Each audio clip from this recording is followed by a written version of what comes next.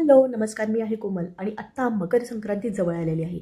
तुम्हालाही माहिती आहे, की आत्ता असे काही इन्सिडेंट पाठी घडलेले आहेत, मागच्या काही वर्षात घडलेले आहेत, की या मकर संक्रांतीला आपण पतंग उडवले जातात.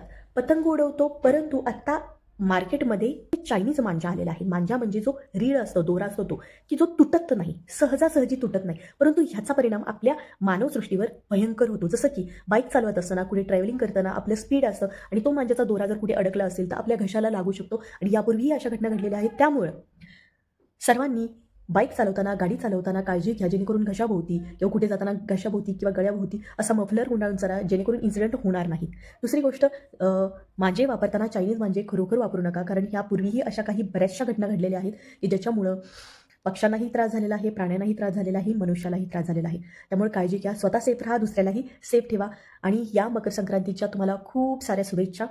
त्याबरोबर तिळगुळ घ्या, गोड-गोड बोला. तुमचे विचार गोड असू देत. नुसतं वरवर गोड बोलण्यापेक्षा आतून मनातून गोड बोला, जेणेकरून तुमचं मनही स्वच्छ राहील आणि जगही स्वच्छ दिसेल. धन्यवाद.